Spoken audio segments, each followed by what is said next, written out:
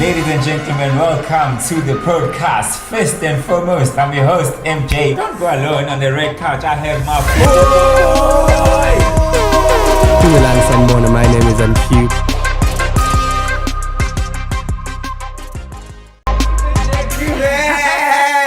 What up? It's another day, another dollar. We are back on the red couch with my boy.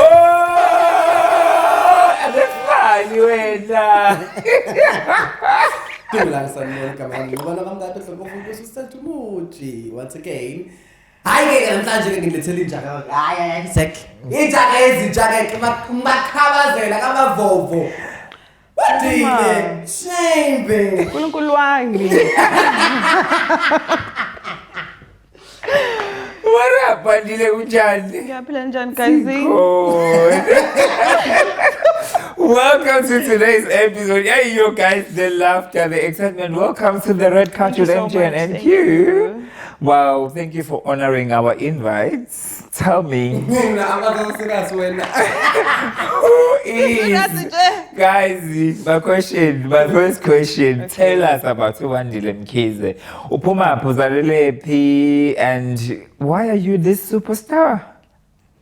Okay, mina guys ngizalelwe kwaMakhutha nguWandile Mkhize igama eliqondile nje. Ngikhulele kwaMakhutha eziko. Abantu abangazi abaningi ke bangazi ngosiswa engiqambe ibona ke on the media. Ngikhule ngiyintombazana nje ebenephupho lokuba unesi. Oh wena na. Bengithanda ukunakela abantu ke lapho because ngihlala nesalukwazi ngingane salukwazi nje kahle kahle. So nje bengisifiso sami nje ukuthi mase ngiqeda grade 12 ngifundele ukuba umhlengikazi. Kwangaba ke njalo ke izo leyo into. Isitopo yileyo dream yakho. Angizange? Yeah, miswa yini wish yakho to be a nurse, to become a nurse. Angazi ngichaza kanjani. Angazi ukuthi bengenayo i-support system umuntu bengikhuluma naye mhlawumbe because angikhuliswa nguma yabo. Yeah. Ngikhulile nesalukwazi nje awukhona phatha ngihlala naye. Ngikhuliswe isalukwazi bengekho nje into enesiyaziyo sobabili ngisho uku-applya bekunzima yabo. Yebo, njengoba uyibhedela nje esikoleni yona ungenesalwazi? Na. Ngipedi. Hayi bo even nami manje sabizwa ngebhedi nkosami ngithiwa ngislay queen. Lies. Lies. Hamba babe u3. Iyangenziwa yobani kuyangenziwa esikoleni senu. Love it for you guys. Ngisithiwa kumina uThobeka uNomzamo. Beyaziwa nje. Babengathi noma yini esikoleni. Nidlala. Hayibo. Okay. Babengathi noma yini esikoleni uzobona ukuthi babela.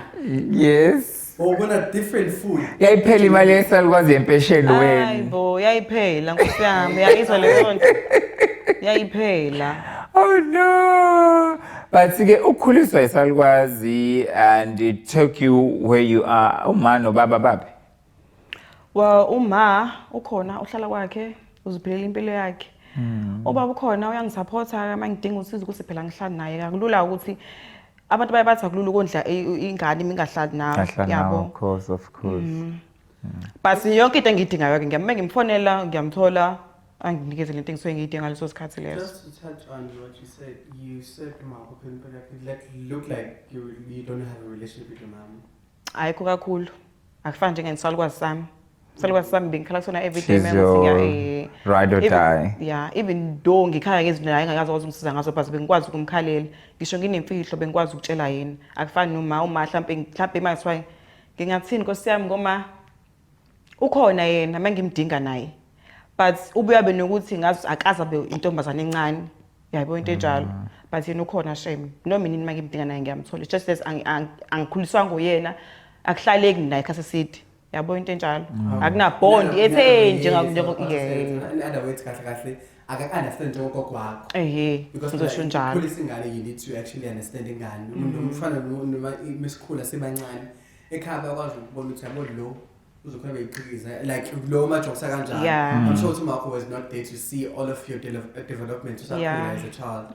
And just to check on that, so since when are you also a parent on your own, do you think what would you do better than your own parents? Hence, you said you do have a relationship with your dad and then Noma wako. Yes, abanglahlile, but it's not what you were expected as indlela ongafisa ukukhuliswa ngayo. How is that? How are you as a parent? Mina Nkosi yami ngiyazibuza njengomzali oqotho yazi. Qotho wena? Ngiyakutshela mina. Ungathi social media Nkosi yami lokuphapha kwami ngiphapha. Kuze phela abantu abaningi bangibuye ngathi ngingane. Vele ngiyona ingane ke Nkosi yami. Because nabantu bengibuza ngosisi wami bathi ngame sebezothi ngina 25 ngizothi 26 kulo nyaka. Bathi hayibo sidlala ingane sibiza ngosisi wami. Cabanga. Mina ngikaze ukuthi ami ngivume ke vele ibona kabangiqamba Nkosi yami. Liqhamuke kanjani vedele igama lasisi wakho? Liqhamuke Facebook. Angazi uqhamuke kanjani mhlawumbe indlela bengigqoka ngayo angazi indlela kade egqoka ngayo because every time eposting nami ke ngiyangibona eposting it's like oh wow yabo babona usisi mina ngiyamazi but ngathi bese ngibona on Facebook ukuthi hawu like the way that she dressed up she was dressing up wabona ukuthi sekunobusisi phakathi yabo like kunokuyihlonipha njengentombazane especially njalo seJoel but sizofika ke Jolo sisenyangeni yothando ngibone ade shooter khona some sort of snack nyana emva kwefoni yakho omenaso ukuditha ngikhwethakalana ngeke yami wena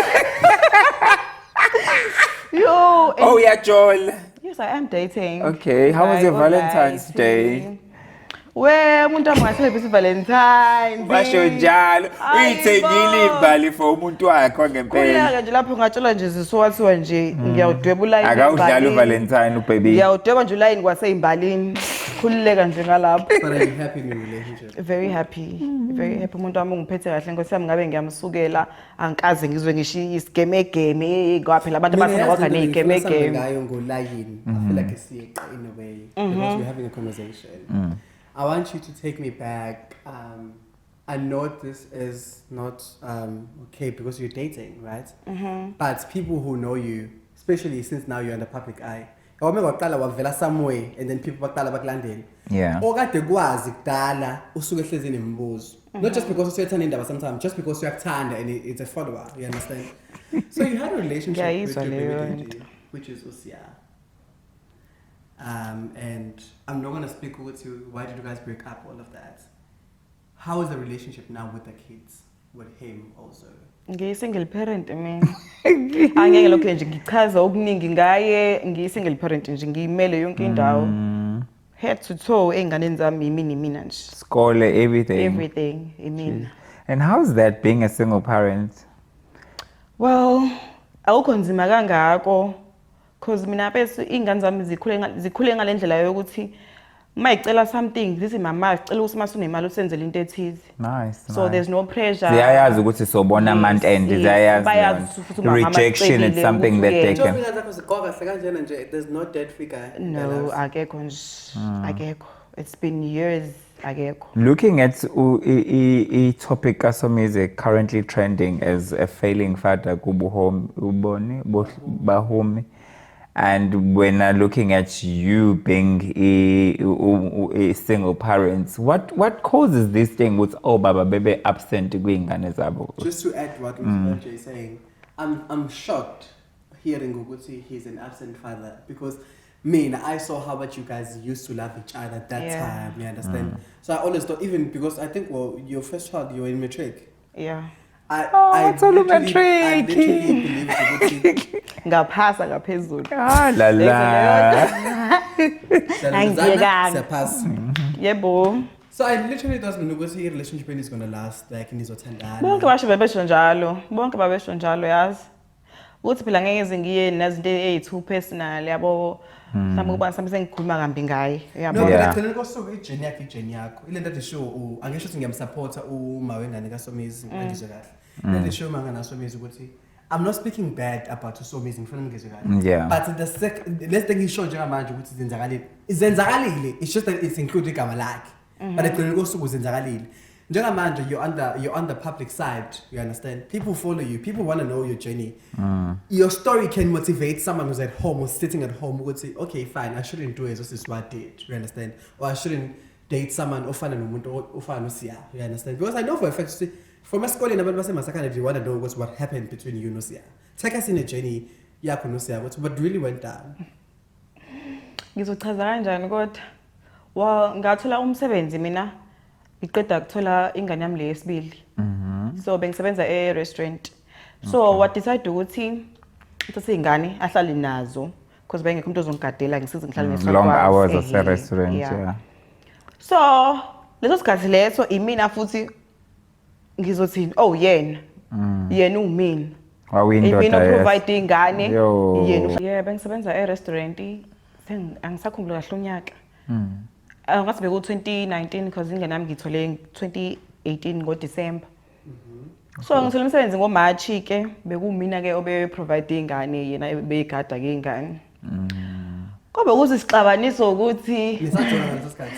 yes besajole besa right nje futhi nakhona futhi bengamxini ngalutho bengasho lutho nje breadwinner. Kuze ingane zami yena ngomsebenzi yo angazi ukuchaza ngithini but wayesonto lokho uNkulunkulu uzomupha umsebenzi.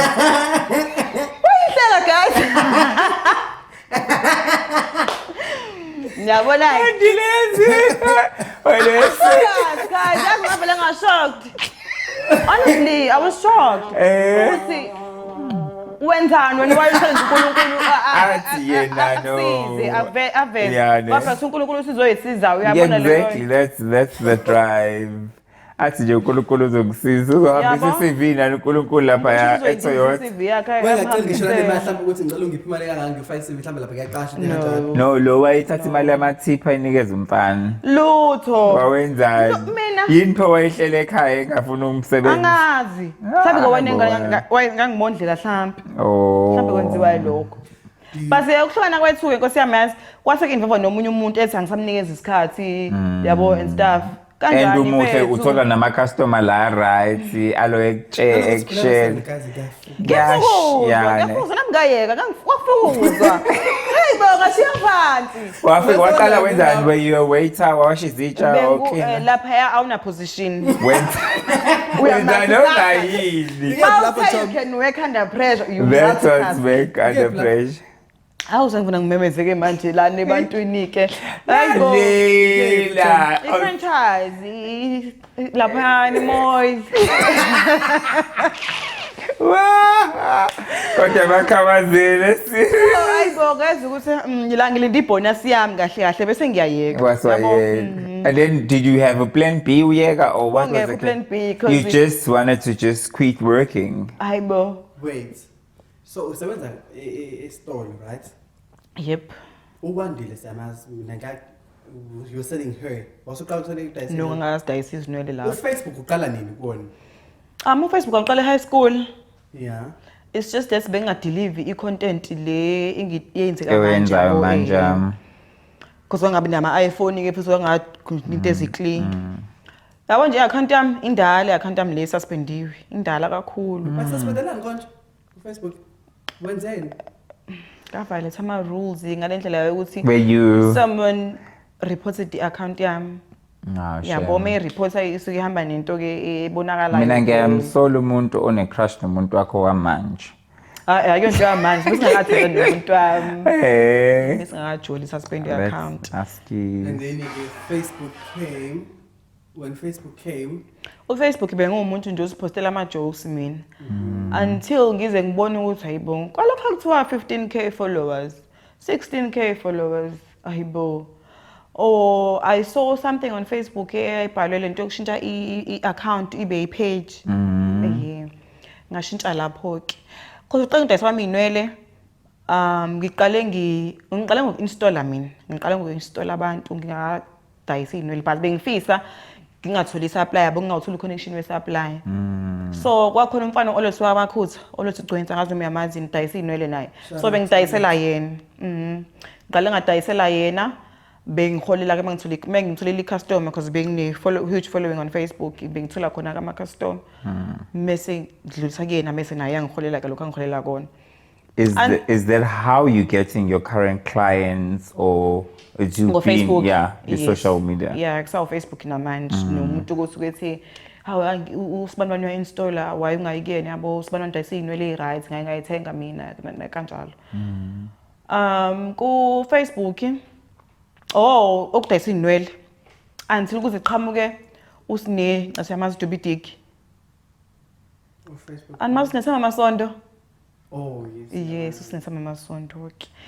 So uyena kumuntu angiqhamelana nokuthi siyaxolisa siyamazi ukuthi uthe usine manje ngangamuza lentwazana leya angazi ubani owathi akamazi noma wathi akayona influence. Yeah, she came so hard on that girl. Siyakwazi siyaxolisa bandla. Ngiyakwazi mina. Ayi bo kanjani manje? Ngiyakwazi. Ya uyena ke waqhamuka. Mina ngimazi. Awumazi? Wenzani? Uyangithusa umuntu ongamazi usine udayisa inwele. It's because number umfollow ukuthi ku Facebook but she's very Nano mhlawumbe ngoba ngiyenowa la elo la around kuMlazi and stuff. Oh. Wase Newcastle. Oh, okay, cool. Yeah. No, but see, yeah, I get it. No, but yeah, you were saying.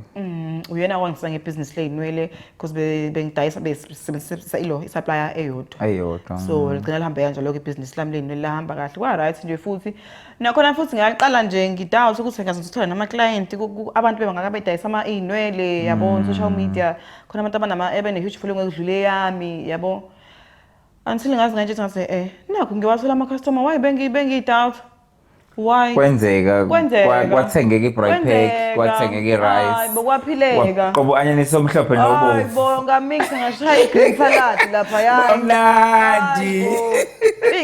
Ingane zapha 5 rand every day esikoleni. Hayi nje. oh. Kwaphileka. Yazi umzali kodwa yazini.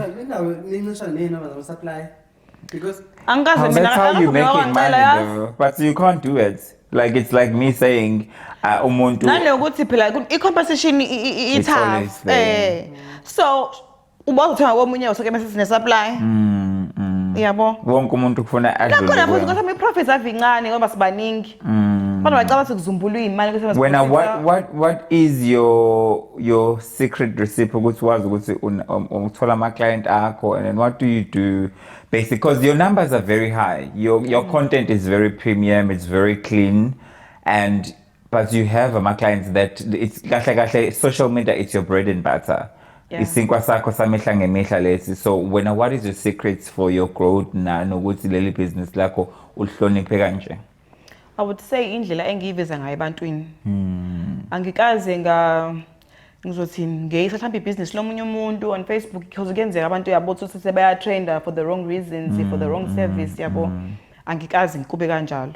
And nezinto engijayela ukuziposta on social media angithandi into ezohlukumeza omunye umuntu. Yabo ngaso sonke isikhathi ngifuna wazi umuntu meyalelwa ngami. So uwa loyo ave right bandla. Yabo into kanjalo. So uhambe icasubeni zasiswa. Yabo. Yabo. Usisi nje wakuba usisi inkosi yami. Yeah, ne? Yeah. Nokuthi ke inkosi yami ngizothina angikaze yazi ngithole i-customer complaint. Ngake ngayithola yodwa ngasheshe ngayilungisa. Yabo How do you deal with difficult clients because social media nama trust issues obuqala.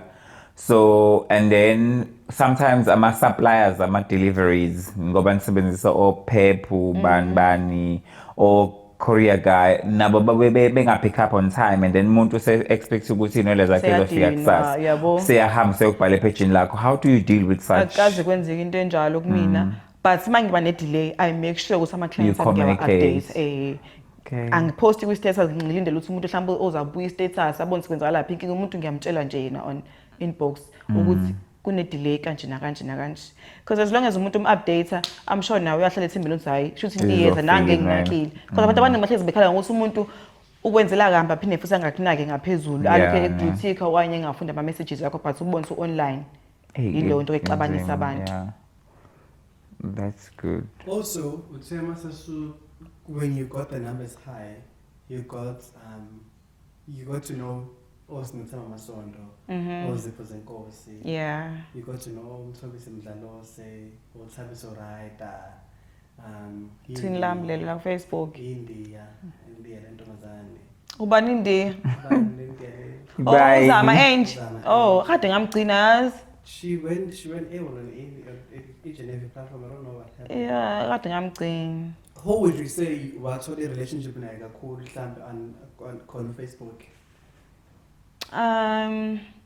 Ukuthi yazi abantu bonke ababalile ku inbox wami umuntu engijela ukukhuluma naye bekusine umthobisi kodwa futhi loyo besingakhuluma nje benginaka nje hleze ngiyisabona nge relationship yami le yabo le inkinga Zola nenkinga. ubeyinayo kakhulu ke leyo but vele siyobe sekuyijoke ke phela ke ngizathini but umuntu kakhulu yena umuntu kakhulu nje close naye cause ukhona WhatsApp wami uyena uSithemba Masonto yeah laba abanye abekho on my WhatsApp abantu nje mhlawumbe esikhomentelanayo kubona share ama post. On a bad day uhlangana ne-fan, what do you do? Hlangana nawe Garera manje. Hayi bo kanjani? Like It's true. Ugulelwa ingane, that's a bad day. Une-stress zoyithenga i-medication e-mall uyahlangana naye. Ingane zami ayiguli. Hayi bo wena i-immune system uthathayo. Ngithanda ukuposta ngithi mina I'm such a cautious mom because ingane zami azikaze zilale esibhedlela. Akazi kube ukuthi yabo kanti ngisho limeni ngincomola ubali afela lilimali. Kodwa ke phela akungona into etheni kangaka ukuthi nje phela basi yagcina sile ke esibhedlela. Basi ngizothini? Ngisuke ngazi vele ukuthi yabo since abantu bengazi obviously ngizohlala nabantu emoli ngisho ngihamba nomuntu abangiphi privacy kusiyaba ayosizwa so nami kumele ngiphinde nginyaleyo abenza ngayo yabo. Does it irritate your partner? No uyazi mos Jola ne superstar. bayamazi naye Like I'm sure it's someone on the social media part. No umuntu owaziwayo nje uyaziwa nje maybe ngihamba naye emoli bayamsaluta ngihamba naye noma ikephi Kanti waziwa ngaliphi?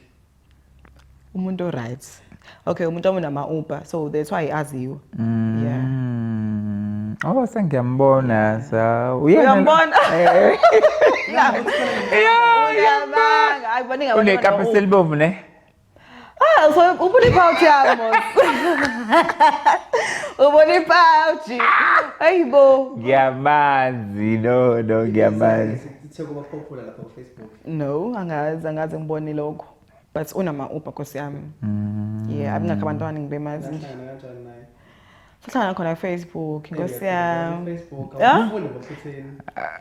Abanjani angifuna amaphutheni Awufuni. hayibo ulimi labafana alifani Ukuthi le conversation nje alifani ubile ne relationship noSibakhulu.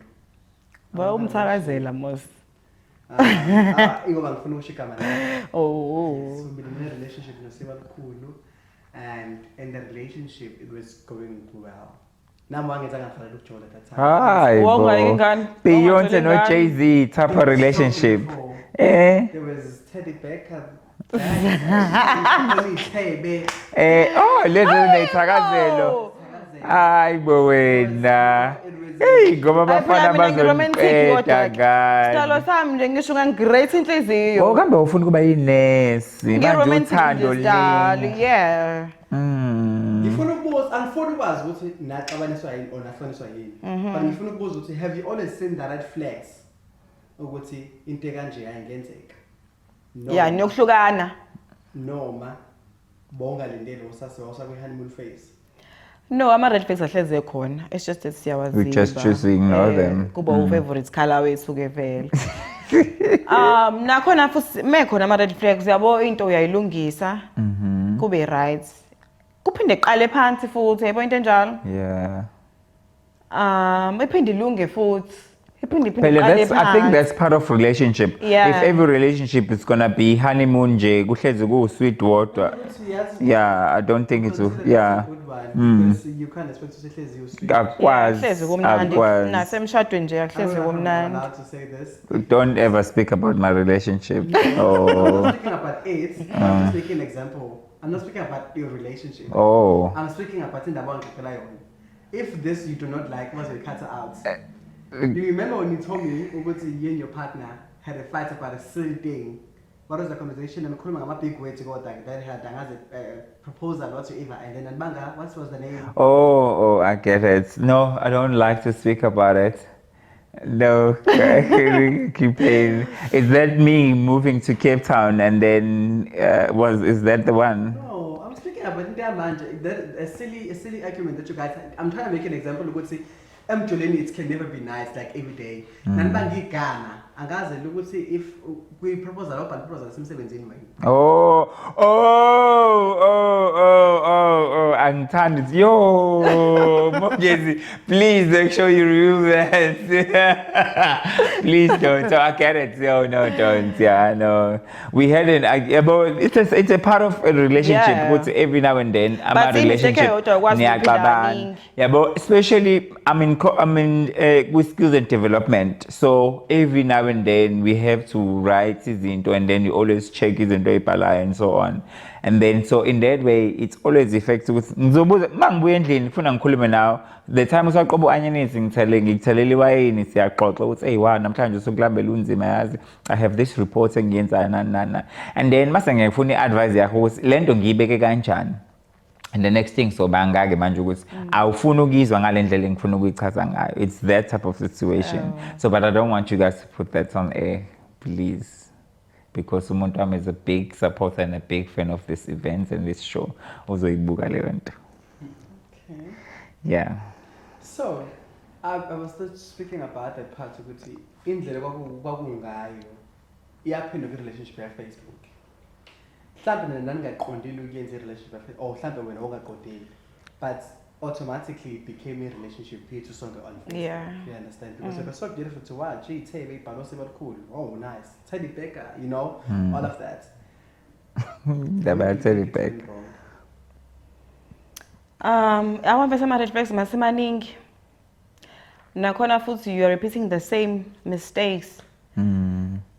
Umuntu uma umconfronta kuje kuphinde kujina kuwena futhi oxolisayo. Uyabona into enjalo bekwenzeka kanjalo.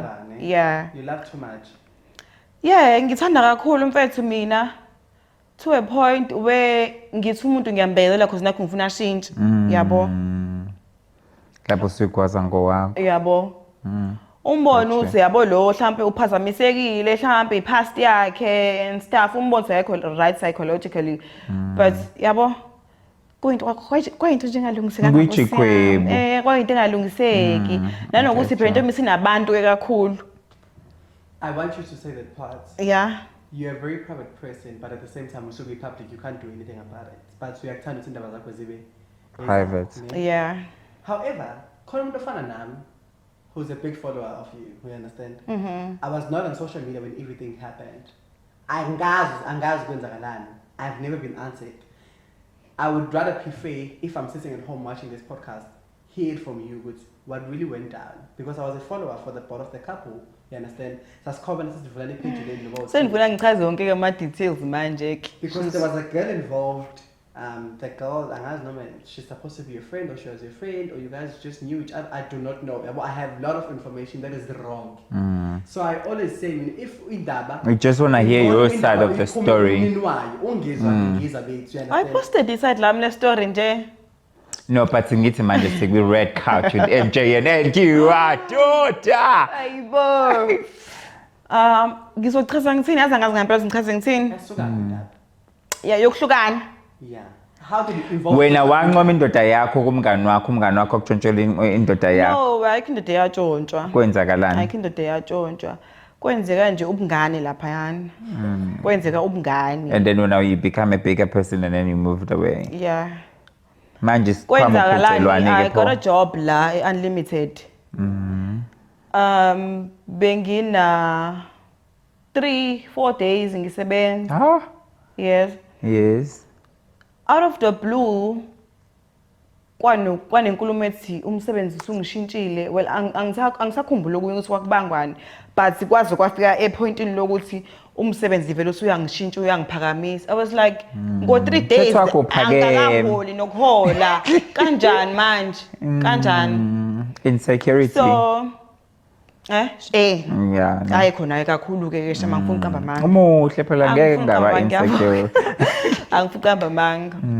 So mase kwenzeka kanjalo ke ngathi nazi let me just let go nje ngiyeke ifocus kumina yabo because manje into vele kade ngangizama kaningi ngithi nje into edlulayo umuntu uzoba right yabo kuzoshintsha kungabi njalo. Angifuna ufaka abanye abantu kakhulu yabo because angithanda into ezongilethela amehlo phinde move kulento leni kanti sekwadlula kuyona past. Yeah. So ke entweni kwabo ukuthi asisakhulumi mina umuntu basakhulumi ke naye ngedelete number yakhe yabo out of the blue nakhona ngangamove on impilo kangako there was uguy besibonana naye yabo engishela sekuyindaba yesikhwama like I want my bag ngifuna into zami bengikonhlela ngazi ingane I was like should I send you 500 lo wangicwasela ngathi sambe uyothenga stationery sengane asumuntu no ngizipho ufunani kumina ke yeah athi ufuna isikhwama sakhe ngithi isikhwama ungasilanda la ngisebenza khona hayi ke don't say usasilanda yeah wasilanda no bakazange zasilande wathumela uthi silandwe Silando ba umuntu wakho omusha no silandwa usisi wakhe nomngane wakhe lo isikhwama sagcina kuyena amantombazana yeah so but angazi sikwenzakalani but umuntu mase ngitshela mina wathi yonke into ebiyenzeka leya bekuyijoke bekwenzela ukubaselwa mina yabo imali kubasela wena into ukuthi seyajola yena uba no abazange baze bajole ngizwa so kwakwenzelwa mina yo ngoba wena usuphakeme wena ngoba mina sengiphakeme sengiyasebenza ngo 3 days ufike emsebenzini out of all imisebenzi lo esebenzayo which one do you feel like it was toxic from a restaurant unlimited which one was toxic nje environment like call center restaurants because people are also suffering from depression and anxiety in these jobs with the long hours and targets that they put in. Which one was toxic?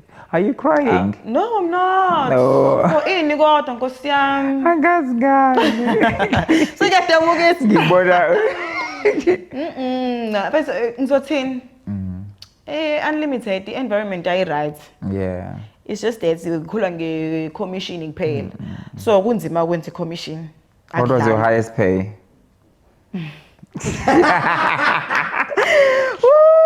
Awe ma. Oku 7k. Okumpilo wami oqala loyo. Wow. Ungawubuzi olandelayo. Nolandela omunye wangiyekisa. Ungayibuzi le. Ngicela ukutshela lo wakhe angifuni lo olandela. Ufuna ukutshela lo wakuyekisa kuphela. Hayi ngeke ngeke ngisho ngegama but ngisho imali engigibela ngayo. Imali ekhane ngangivakasha bese ngifisa ukubheka yazi ngangivakasha no but ngangiyeba muhle nje office ngibe ngikoduki phela saying that my first salary con was 12 and then my second salary was 10 and then my last salary was 9 point something khona robo uyenza ke ayikhetha lo ngangenza ngizothini imisebenzi fethu inabantu bayi kuyahluka ukuthi wena umsebenzi nje strength sakho ulaphi nani but potential ngisho ngoba wahola kakhulu the first nani uyawazi nje imgomo nembandela ya first month vele uyayazi nje angazi I've never been uyayazi uzoxoxela mesendo babi hawu kahle uyayazi ani ngixoxele ndoba uthu yipi lemgomo ima terms and conditions uyayazi uyabona leyo ufuna uboshwe wena kuphela ufuna uboshwe mina kuphela manje angicabangi restaurant kunento ekuthiwa i-fridge yo yabona i-cold room hayibo what is stock taking aircon ngizothenga oh so aircon reminds you yawazela amakhaza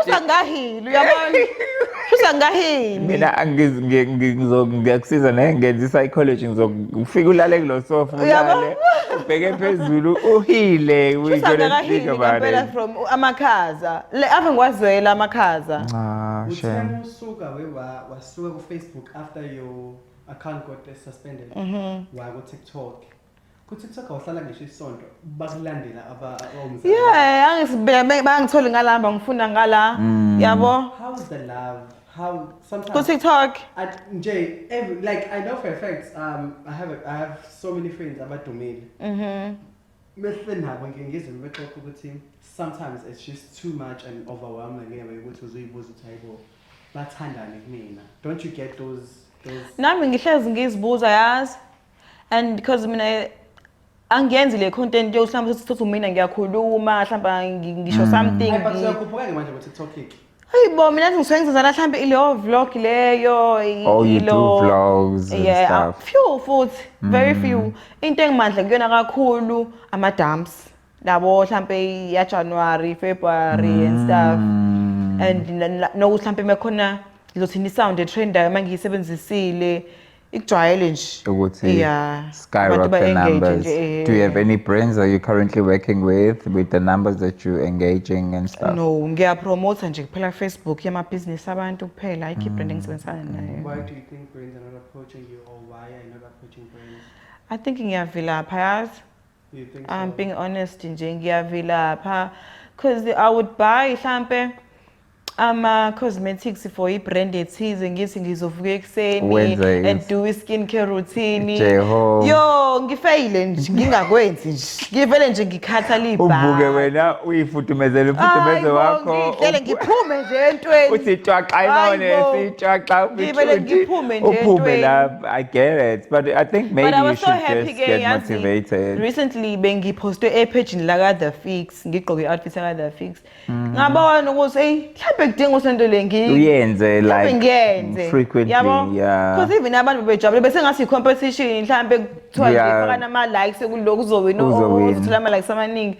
Even Facebook, TikTok, Instagram, hey ngiyamentionwa ngapha nangapha. Ngiyasho mhlawumbe mase nje ngithi Ube serious ngale nto serious. ongalo cause Ngiyakholwa ke kaMadleng. Yabo those I remember sino Luyanda Zwana dadla lesibonga nendlamini. yeah. When we were still friends. nabangani bet. So what happened is I remember the time it got surprised. I'm not sure if I'm right for saying this, but she was getting paid go 15 year phezulu for just going there and putting your face on the camera and just smiling. Yeah, buyabiza ubuso. So I feel like if you can just do that, maybe it can work out for you. Definitely. Kancane kancane. Yeah. Kuzolunga. That's most the thing is so from being umzali and then have a background okuyona njengamanje. Where do you see yourself in maybe the next 5 years and with like you see that you do wanna grow your brand yakho, but is this your A plan and B and C what way to from here? Yazi mina mfethu angizazi noma ngisafuna ukuba unesi noma I want to be on the media nje angizazi. Which one do you think you'll enjoy the best? Kuthi ngibe namahloni. Laphi khona? Kibe nawo. Whoa, akuyona into ya everyday yabo. Depends ukuthi ngisebantini abanjani. I'm seeing and say just wait. You good. Try anything. Try out DJing. People are actually DJing man and it's working out for them. Hayibo. Mina shuthi ngathi nje igqomo kuphela ngoba phela. Uyalithanda igqomo. Hayibo ngiyayibeyiluzela. Uyayibeyiluzela. Dlala ibenu. Uyacabanga? Ayi. But ke But ngifisa nokuthi ngikwenze kokubili. Ukuthi phela ke to secure the bag, you know. Yeah. Because I feel like media sometimes it fade away. You need to have something yabo into ukuthi eceleni, owazi wazi ukuthi ukuthi ngesini. makuphela lokhu we ngingenza njani, like yabo unezitende unamaresi Yeah. une catering yabo kube khona nje into wazi ukuthi le ngeke ibudinga ubuso bami because asikugi namaxolayo. exactly. See, so but that's my opinion. That's literally just my opinion. And then if ever you can switch life, ungafuna nje ukuvuka uboba la eSouth Africa. And why? Rato Nxumalo. Oh, Yeah. why? Oh my god. Why? Yane? Ngiyamthanda. Hayibo. Yane. Ngimbuka every day. Ngisho ukuthi yabo impilo yami angasibe la. You can. Yo. Yeah, that girl Ngingavuka works, every day ne? sibuye ngizibuza simina lona. Kanjani Yeah. mind? And she also started like you. She was also Shuthi mina ngiyavilapha. Uyayibona leyo you into? are ingakho it's a good thing ukuthi le interview yenzeke while unyaka usaqala. Yeah. Because we can give you the whole of the year. Maybe come back go December so sitshela ukuthi I've achieved this and this and Yay, this. bo. Now on this followers. Because wena uhlelekile you're selling your hair. Why ungathathi Wi-Fi? Secondly, focus on content, create content, write products, approach brands because you have the numbers. Nangu ngoba nokhona ngambizo install kuyena umenza ama kills wenzani. Like I'm making an example friend, yabo, because What would you like to say to your followers since Valentine? Ngiyanithanda bayalazi nje udaba Nkosi yami ngiyanithanda nje everyday ngithanda ulaka live bathanda ngothando. Usayimina nje uwandile nje Usiswa. Sangano wakhe Before you even close, get to this as the producer and directors. How is it like ukuduma uhlala eziko? Because baby. Yazi abantu bayathola mina ngihlala eziko Kulapha eziko.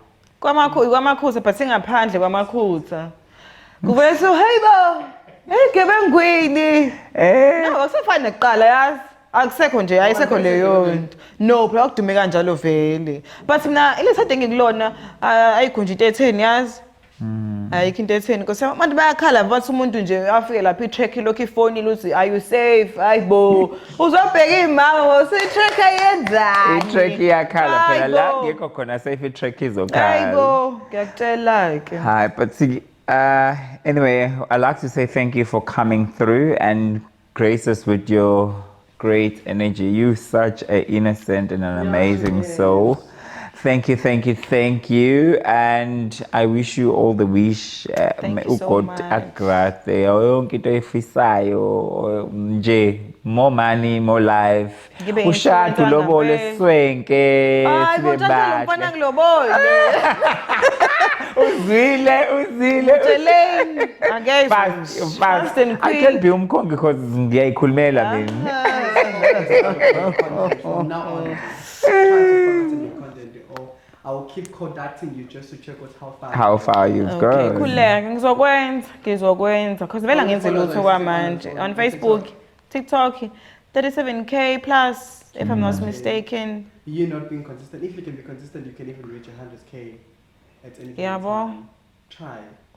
Guys, man, I'm out. I'm tired. I want to go home. With the go for those who change alone from the red carpet. Hey, How we can get out of the what's last on time Kiki? number with my boy. La. Guys, it's a wrap. It's a wrap. Thank you. But you always know how we close this one. Follow, like, and subscribe. Good night.